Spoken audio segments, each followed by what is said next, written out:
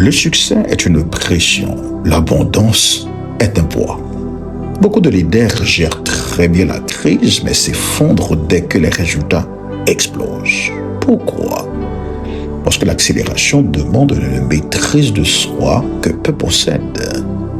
La veuve a dû rester d'un calme olympien alors que les jarres se remplissaient à une vitesse folle.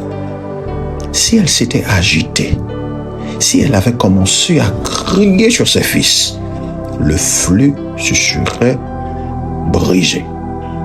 Bienvenue dans ce 5e épisode, la gestion de la pression.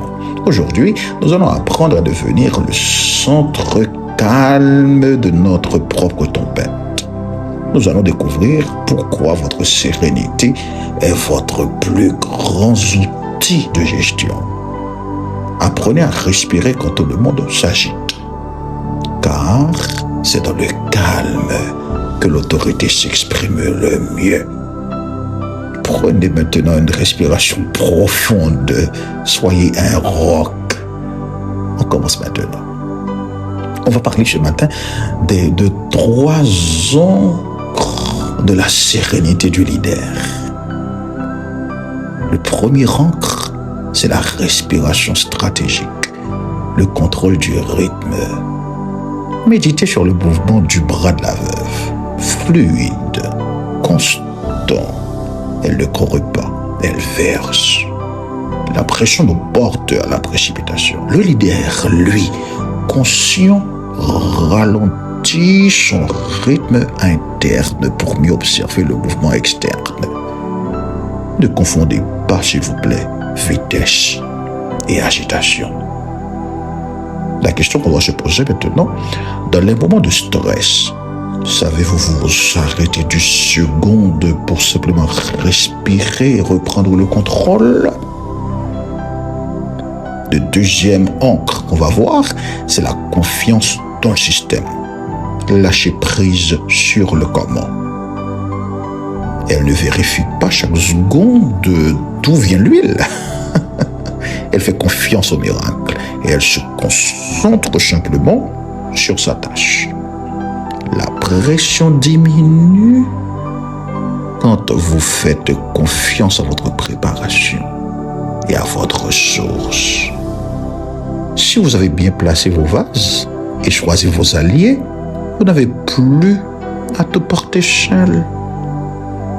Écoutez cette question. Quelle part de votre stress vient du fait que vous essayez de tout contrôler, de contrôler des choses qui ne dépendent même pas de vous? Le troisième ancre, c'est la présence dans l'instant. Un vase après l'autre. Elle ne pense pas encore marcher, elle pense au vase qu'elle est en train de remplir. La panique naît quand on regarde la montagne entière. Le calme revient quand on se concentre sur l'action présente. Gérez la minute qui vient et les heures se gêneront d'elles-mêmes. Gérez la minute qui vient et les heures se géreront d'elles-mêmes. Et maintenant, écoutez cette question. Êtes-vous capable d'ignorer la pression du futur pour vous donner 100% à la tâche actuelle? Oh Seigneur Jésus, oh mon Dieu, votre calme et votre puissance, en restant serein, vous dominez les circonstances au lieu de les subir. Si vous comprenez maintenant, je vous invite à répéter après moi. Je suis le calme au centre de l'action.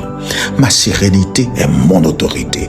Je gère l'abondance avec maîtrise et clarté. Rien ne peut troubler la paix de ma vision. Oh, maintenant, je vous invite à regarder l'agitation autour de vous-même aujourd'hui et décider de ne pas vous y paniquer.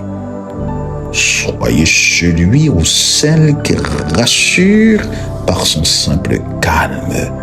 Oh, je vous dis merci de cultiver cette force avec moi. N'oubliez pas de partager avec quelqu'un d'autre et inviter à l'abonnement. C'était votre serviteur, votre frère, le pasteur Josué Petit-Homme.